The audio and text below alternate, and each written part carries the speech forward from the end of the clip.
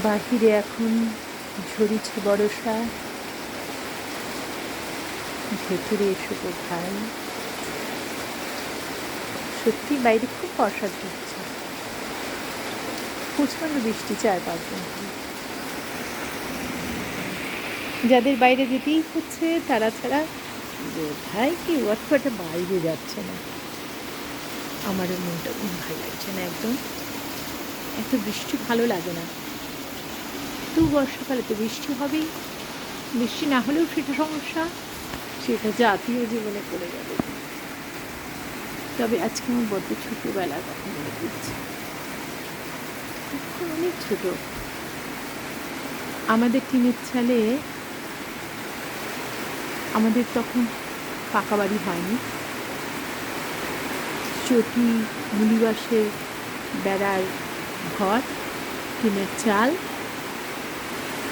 যখন বৃষ্টি পড়তো খুব ঝরে, ঝমঝমে বৃষ্টি পড়তো, তখন তাকে নুপুর করে বাজার শব্দের মতো লাগতো।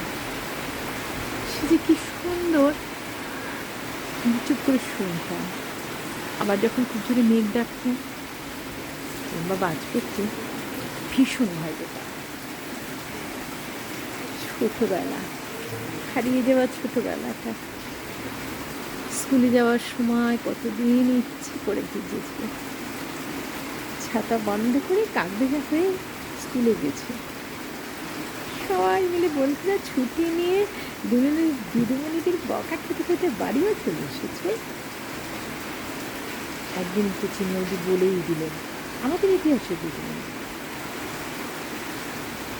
দেবী এটা ভেরি ব্যাড, তোর ছাতা শুকনো তোরা ভিজলি কী করে?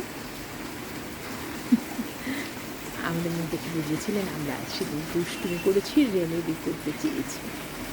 কিছু বললেন ছুটি দিচ্ছি আজকে, এরপরের দিন ভিজলে পানিশমেন্ট।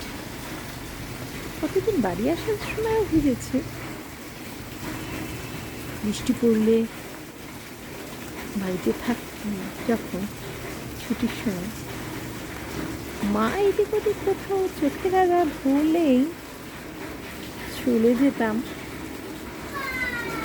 আমাদের পুকুর ঘাটে। আমাদের পুকুর ঘাটে ঝাপাং করে লাফিয়ে পড়তাম পুকুর।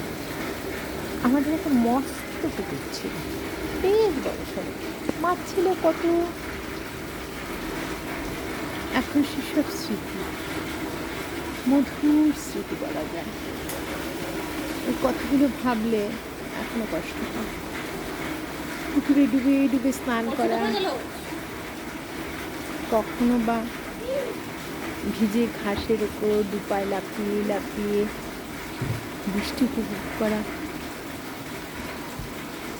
ছোটবেলাকে এরকম করে কেটে যায়, বড় হয়ে ওঠা। এখন বৃষ্টির দিন মানে গান শোনা, কিছু বই পড়া, ভালো কিছু রান্না করা। আর এখন তো আমার নাতি হয়েছে, নাতির সঙ্গে কিছুটা সময় কাটাচ্ছে। বৃষ্টি খুব সুন্দর, তবে টানা বৃষ্টি চললে বড্ড আর